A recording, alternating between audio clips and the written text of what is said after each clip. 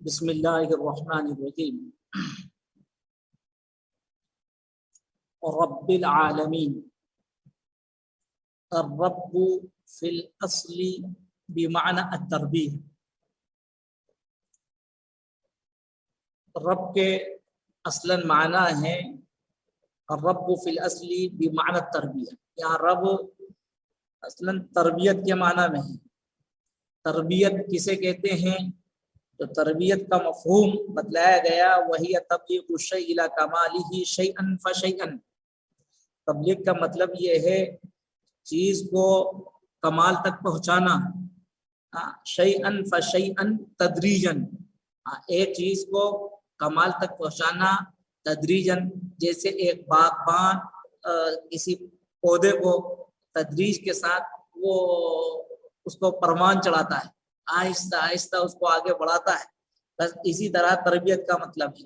رب کا مطلب ہی یہ ہے جس کو کہہ دیا جاتا ہے کہ رب کہتے ہیں اس کو جو تمام ضرورتوں کا تکفل کرنے والا. رب کا مطلب یہ نہیں ہے کہ صرف رب مانے پروردگار اور وہ کھانا کھلانے والا، بلکہ رب کا مطلب یہ ہے کہ وہ جملہ ضروریات کا تکفل کرتا ہے. وہ تمام چیزیں جو انسان کو روز اول سے لے کر روز آخر تک مطلوب ہیں، وہ تمام ضرورتیں اللہ پوری کرتا ہے. اس کو رب کہتے ہیں. وہ ذات جو اس کی تمام ضرورتوں کو پورا کرتی ہے وہ رب ہے. تو کہتے ہیں تبلیغ الشیء الی کمالہ شیئا فشیئا ثم وصف بہ. پھر ثم وصف بہ، یہ تو مصدر تھا، پھر اس مصدر سے اس کا وصف لے کر آئے، یعنی اللہ کا وصف لے کر آئے. یہ رب کو اللہ کی صفت بنا دیا گیا ہے للمبالغۃ، اور یہ مصدر کے ذریعے سے اللہ کی صفت لائی گئی ہے یہ بطور مبالغے کے لیے. یہ مصدر کے ذریعے جو صفت لائی گئی ہے یہ اس میں مبالغہ بتانا مقصود ہے. کالصوم والعدل، جیسے کہ صوم اور عدل کے ذریعے سے مبالغہ کا اظہار کیا جاتا ہے. جیسے کسی شخص کے بارے میں یوں کہا جائے کہ بہت وہ کثرت سے روزے رکھتا ہے، تو اس کثرت سے روزے رکھنے کی تعبیر میں ہم یوں کہیں رجل صوم. تو رجل صوم جو کہا گیا ہے اس کا مطلب یعنی یہ شخص تو سراپا روزہ ہے، یہ شخص تو بڑے روزوں کا اہتمام کرتا ہے. تو ظاہر ہے اسی طرح سے کہیں رجل عدل، یعنی وہ انسان جو سراپا عادل ہو، اس کے لیے یہ تعبیر استعمال ہوتی ہے مبالغے کے طور پر. ایک اس کو یوں بھی کہہ سکتے رجل عادل، رجل صائم، لیکن صائم کے اندر وہ مبالغہ نہیں ہے جو ہم اظہار کرنا چاہتے ہیں. جب رجل صوم کہیں گے تو اس کا مطلب وہ بڑا روزوں کا اہتمام کرنے والا ہے. رجل عدل کہیں گے اس کا مطلب وہ انسان سراپا عادل ہے. ایسا نہیں ہے کہ کسی موقع سے ایک دو مرتبہ اس نے عدل کر لیا، بلکہ اس کا وہ ہے کہ عدل اس کی ایک دائمی اس کی ایک صفت ہے، رجل عدل. یہاں ثم وصف بہ، رب یہ مصدر ہے اور اس کو اللہ کے لیے الحمد للہ، اب اس اللہ کی صفت رب کے ذریعے سے لائی گئی ہے اور اس میں مبالغہ مطلوب ہے کہ وہ خوب چیزوں کی تربیت کرنے والا ہے، ہر چیز کو وہ پروان چڑھانے والا ہے، ان کی تمام ضروریات کا وہ خوب تکفل کرنے والا ہے. اس کو بتانے کے لیے یہاں بطور وصف کے لایا گیا ہے. ثم وصف به للمبالغہ كالصوم والعدل وقیل هو نعت. اور اس کے اشتقاق کے سلسلے میں ایک بات یہ کہی گئی ہے کہ یہ مصدر نہیں بلکہ رب یہ یہاں پر نعت ہے، اور نعت ہونے کا مطلب یہ ہے کہ یہ صفت مشبہہ کے طور پر استعمال ہوا ہے. تو وقیل هو نعت من رب ربہ یربہ فهو رب، جیسے رب یرب فهو رب، تو رب یہ صفت ہے. تو کہا کہ یہ صفت ہے، یہ مصدر نہیں بلکہ یہ صفت کا صیغہ ہے. یہ رب یہاں صفت مشبہ ہے فاعل کے وزن پر. تو یہ تو اشتقاق کی چیز بتلائی گئی کہ یہ رب یہاں پر اس کو آپ مصدر بھی کہہ سکتے ہیں اور آپ اس کو صفت کا صیغہ بھی بنا سکتے ہیں. تو یہ اس طور پر نعت ہے. قولی کا نم ینم فهو نم، جیسے کہ نما ینم سے صفت کا صیغہ نمن آتا ہے، ایسی ربا یرب سے صفت کا صیغہ ربن فهو ربن آیا ہے. ثم سمی به المالک، پھر اس کے ذریعے ثم سمی به المالک لأنه يحفظ ما يملكه ويربيه، پھر رب کو یعنی مالک کے لیے بھی اس کو لفظ استعمال کرتے ہیں، سمی به المالک، مالک کو بھی رب کہا جاتا ہے، اس کے ذریعے سے نام دیا گیا ہے مالک کو، یا ثم سمی به المالک، لأنه مالک کو رب کیوں کہہ دیتے ہیں؟ اس لیے کہ لأنه يحفظ ما يملكه، جو کچھ اس کی ملکیت میں چیز ہوتی ہے وہ اس کی حفاظت کرتا ہے، وَيُرَبِّيهِ، اور اس کو وہ فرمان چڑھاتا ہے، پڑھاتا ہے، اس کی نگرانی کرتا ہے، یہ وَلَا يُطْلَقُ عَلَىٰ غَيْرِهِ، اور یہ رب کا لفظ جو ہے وَلَا يُطْلَقُ عَلَىٰ غَيْرِهِ إِلَّا مُقَيَّدًا، اللہ کے علاوہ کسی اور پر رب کے لفظ کا اطلاق نہیں ہوتا ہے، اگر اللہ کے علاوہ کسی اور پر رب کے لفظ کا اطلاق ہوگا تو وہ مقید ہو کر ہوگا، جیسے ارجع الی ربک، سورہ یوسف میں حضرت یوسف علیہ السلام نے اس قیدی سے کہا تھا، جو تعبیر پوچھنے آیا تھا اس سے کہا ارجع الی ربک فاسألوا ما بال النسوة التي قطعن أيديهن، بہرحال ارجع الی ربک، تو یہاں رب کا لفظ جو ہے وہ اضافت کے ساتھ استعمال ہوا ہے اور یہاں بادشاہ کے لیے آیا ہے، اس لیے کہا کہ اللہ کے علاوہ جب یہ لفظ استعمال ہوگا تو وہ مقید ہو کر ہوگا، اور رب اگر کہا جائے گا مطلق تو اس سے مراد اللہ کی ذات ہوگی۔ والعالم اسم لما يعلم به، اب رب کے بعد عالمین پر کلام ہوتا ہے، عالمین در حقیقت وہ جمع ہے عالم کی، عالم کے کیا معنی ہے کہ عالم کہتے ہیں یہ عالم اسم لما يعلم به، یہ اسم ہے اس چیز کا جس سے کوئی چیز جانی جائے، عالم کا مطلب جس سے کوئی چیز جانی جائے، پہچانی جائے، یہ خل خاتم، یہ عالم ایسے ہی ہے جیسے کہ خاتم ہے، خاتم وہ جس کے ذریعے سے مہر لگائی جائے، قالب وہ جس میں کوئی چیز ڈھالی جائے، عالم جس سے کوئی چیز جانی جائے،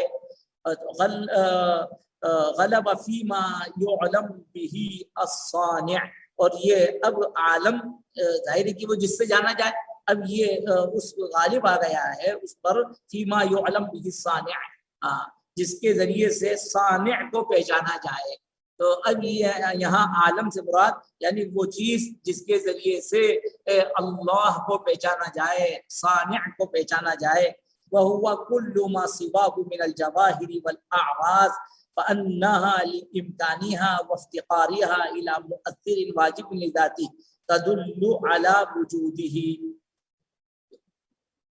اور صانع کون ہے؟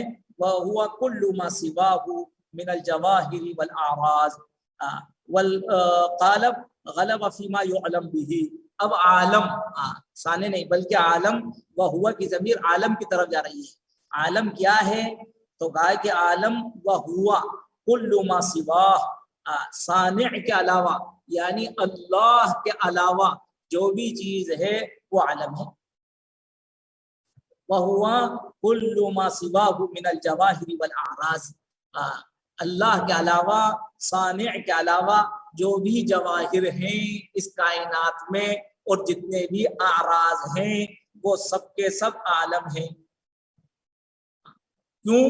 جواہر اور اعراض، جوہر کی جمع ہے جواہر اور عرض کی جمع ہے اعراض، یہ دونوں فلسفے کی اصطلاح ہے، فلسفے میں جوہر اور عرض یہ استعمال ہوتا ہے،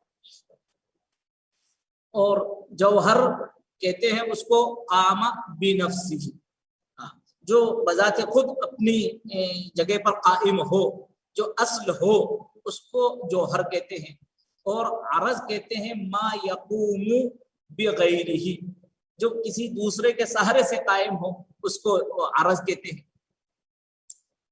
ایک تقریب فہمی کے لیے میں ایک مثال دیتا ہوں، مثال کے طور پر درخت ہے، تو درخت کا تنا آپ دیکھ رہے ہیں، تو اب یہ درخت کا تنا یہ جوہر کی حیثیت رکھتا ہے، اور اس کے اوپر جو شاخیں ہیں اور اس شاخوں میں جو پتے ہیں اور شاخوں میں ان کے بعد جو کلیاں ہیں اور جو پھول ہیں یا جو پھل ہیں یہ سب وہ عرض ہیں، ان کو اعراض کہیں گے، کیوں؟ کیونکہ ان سب کا وجود اس جوہر کے اوپر قائم ہے. تو جوہر کہتے ہیں قام بنفس، جو بذات خود اپنے وجود میں کسی کا محتاج نہ ہو، وہ تو ہوا جوہر. اور جو اپنے وجود میں کسی دوسرے کا محتاج ہو، جو کسی دوسرے کے سہارے سے باقی ہو، اس کو کہتے ہیں عرض. یا کہنا کا مقصد یہ ہے کہ اس کائنات میں جتنی بھی چیزیں ہیں، چاہے وہ جوہر کے قبیل سے ہوں، وہ جواہر ہوں، یا وہ عرض کی قبیل سے آراز ہوں، وہ سب کی سب عالم ہے. وہ ہوا کل ما سوا، تو اللہ کے علاوہ، صانع کے علاوہ جو کچھ بھی جواہر اور آراز ہیں اس کائنات میں، فَإِنَّهَا لِإِمْكَانِهَا وَافْتِقَارِهَا، تو یہ جواہر اور آراز اپنے ممکن ہونے اور اپنے محتاج ہونے کی وجہ سے الی مؤثرین واجب لذاتہ، ایک ایسی ذات کے جو واجب الوجود ہے، تدل علی وجودہ، وہ اس کے وجود کے اوپر دلالت کرتے ہیں. ذرا توجہ چاہیے، آپ اس وقت اس عبارت کو توجہ کے ساتھ سمجھیں. وَهُوَ كُلُّ مَا سِوَاهُ مِنَ الْجَوَاهِرِ وَالْأَعْرَاضِ، کہ کائنات میں جتنے بھی جواہر اور اعراض ہیں، فَأَنَّهَا لِإِمْكَانِهَا وَإِفْتِقَارِهَا، وہ اپنے ممکن ہونے کے اعتبار سے اور اپنے محتاج ہونے کی نوعیت سے، کس کے محتاج؟ ایک ذات کے جو واجب الوجود ہے، واجب لذاتہ، جو ذات واجب ہے. واجب لذاتی کا مطلب واجب الوجود، جو واجب الوجود ذات ہے، اس کے محتاج ہونے کی وجہ سے یہ تمام جواہر اور اعراض تدل، دلالت کرتے ہیں علی وجودہ، اللہ کے وجود پر. اب یہ اور یہ بات کو اور میں دوبارہ پھر اور سمجھاتا ہوں. وَهُوَ كُلُّ مَا سِوَا، اللہ کے علاوہ، یعنی اس صانع کے علاوہ، من الجواہر والاعراض، جتنے بھی جواہر اور اعراض ہیں، تدل علی وجودہ، یہ تمام جواہر اور اعراض دلالت کرتے ہیں اللہ کے وجود پر. اللہ کے وجود پر کیوں دلالت کرتے ہیں؟ لِإِمْكَانِهَا وَإِفْتِقَارِهَا، اپنے ممکن ہونے کی وجہ سے اور محتاج ہونے کی وجہ سے. جو محتاج ہیں اور اپنے ممکن ہونے میں بھی اور اپنی محتاجی کو دور کرنے میں بھی وہ ضرورت مند ہیں کس کے؟ ایسی ذات کے جو مؤثر ہے، اور ایسی ذات جو واجب لذاتی ہی، یعنی واجب الوجود ہے، اس ذات کے محتاج.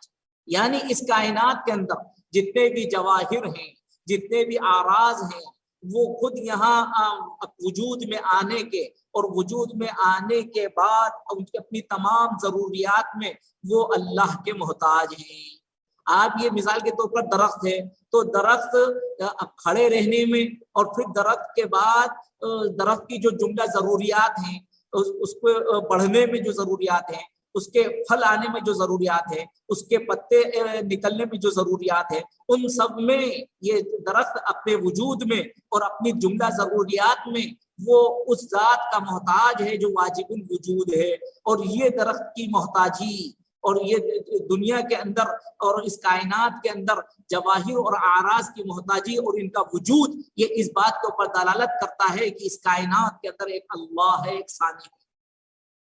جیسے کہا جاتا ہے البعرۃ تدل علی البعیر، یہ مینگنی دلالت کرتی ہے کہ جب مینگنی دیکھ لیتے ہیں تو مینگنی دیکھنے کے بعد اندازہ ہوتا ہے کہ یہاں سے کوئی اونٹ نکل کر گیا ہے. یہ بارہ یہ مینگنیاں دلالت کر رہی ہیں اونٹ کے وجود کے اوپر. اسی طریقے سے الخلق یدل علی الخالق، یہ پوری کائنات دلالت کر رہی ہے خالق پر. اسی کو یہاں اسی انداز میں کہا وَهُوَ كُلُّ مَا سِوَا، اور اس کے علاوہ جتنی بھی جواہر اور اعراض ہیں وہ اپنے ممکن ہونے اور واجب الوجود کے محتاج ہونے کی وجہ سے وہ دلالت کرتے ہیں علی وجودہ، علی وجود الصانع، صانع کے وجود پر، اللہ کے وجود کے اوپر دلالت کرتے ہیں. وَإِنَّمَا جَمَعَهُ لِيَشْتَمِلَ مَا تَحْتَهُ مِنَ الْأَجْنَاسِ الْمُخْتَلِفَةِ، اور یہاں عالم کو عالمین جمع کے ساتھ لایا گیا ہے اور اس کو جمع کے طور پر استعمال کیا گیا ہے لِيَشْتَمِلْ عَلَى مَا تَحْتَهُ، تاکہ اس کا شمول ہو جائے मा तहतहु मिनल अजनासिल मुख्तलिफा, उसके मातहत जितनी भी अजनास हैं उन सब पर उसका इतलाक हो जाए, उसमें शामिल हो जाए। आलम की जमा लेकर आए हैं ताकि आलम के मातहत जितनी भी चीजें आ सकती हो, जितने भी आलम आ सकते हो, वो सब के सब आ जाए।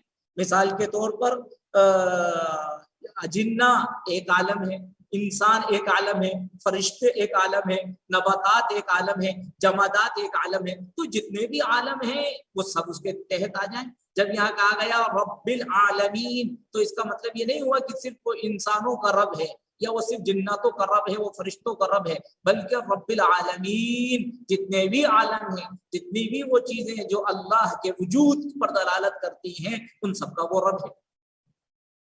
वइन्नमा जमाअहु, और इसको जमा लाया गया है, जमा इस्तेमाल किया गया, लियश्तमिल मा तहतहु मिनल अजनात, ताकि वो शामिल हो जाए उसके मातहत जितनी भी मुख्तलिफ अजनास हों।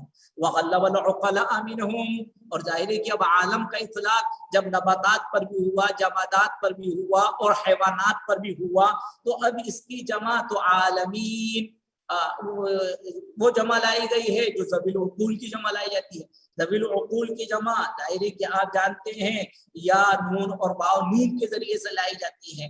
मुस्लिमून, मुस्लिमीन, सालिहून, सालिहीन, तो यहाँ आलमीन ये जमा जो लाई गई है ज़वील उक़ूल की लाई गई है, इसलिए कि ज़वील उक़ूल को यहाँ गालिब करा दिया गया। वग़ल्लबल उक़ला मिनहुम, आलम के अंदर तो सब हैं, ज़वील उक़ूल भी है, गैर ज़वील उक़ूल भी है, लेकिन तक़रीबन यहाँ ज़वील उक़ूल को तरजीह दी गई है। वग़ल्लबल उक़ला मिनहुम फ़जमअहु बिल या'i वन नून, तो उसकी जमा या और नून के साथ लाई गई है। कसाइरि औसाफिहिम, जैसे कि ज़वील उक़ूल की अगर जो औसाफ हैं उनकी जमा इसी तरह या नून के साथ लाई जाती है, जैसा कि मैंने जिक्र किया, सालिहून, मुस्लिमून, मुमिनून। वक़ीला इस्मुन वुज़िअ लिज़विल इल्मी, और ये भी बात कही गई है कि ये आलम जो है ये इस्म है, आलमीन इस्म है, तो जिसको ज़वील इल्म वालों के लिए वज़ा किया गया है। और इल्म वालों से मुराद कौन है? उसी का मिन बयानिया है, मिनल मलाइकति वस्सक़लैन, इससे मुराद फरिश्ते और सक़लैन यानी जिन और इंस। वनुनाविलुहु लिग़ैरिहिम, वनुनाविलुहु हमारे यहाँ नुनाविल है, वनुनाविलुहु, और हम इस लफ्ज को यानी आलम को फरिश्तों और जिन और इंस के अलावा भी पर भी हम इसका इतलाक करते हैं, इसको शामिल करते हैं।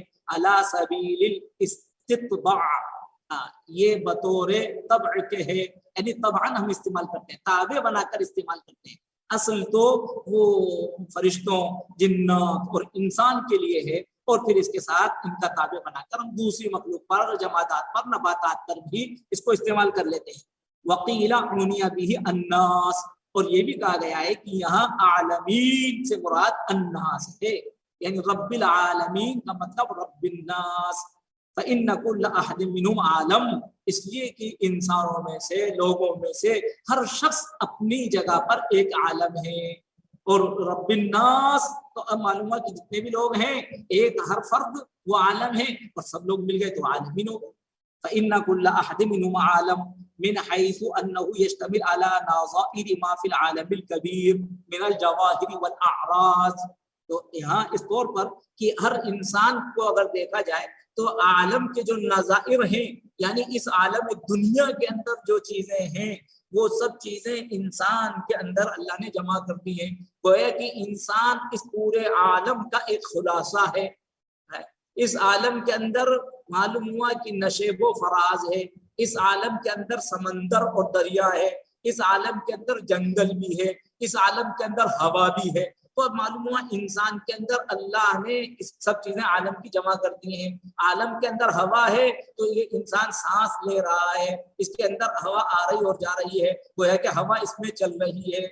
इस आलम के अंदर जंगल है तो मालूम हुआ जंगल के अंदर नबातात हैं, उनमें नशोनुमा हो रहा है। इस इंसान के बाल निकल रहे हैं, जिस्म के मुख्तलिफ हिस्सों के अंदर बाल निकल रहे हैं, जैसे जमीन के ऊपर दरख्त निकल रहे हैं, जंगल आबाद हो रहे हैं। इसी तरीके से इंसान के आंखों से आंसू निकल रहे हैं। ये इंसान के जिस्म के अंदर खून रमा दमा है, जैसे कि दरिया रमा दमा है। تو یہ سب کیا ہے؟ یہ ایک عالم کا خلاصہ ہے.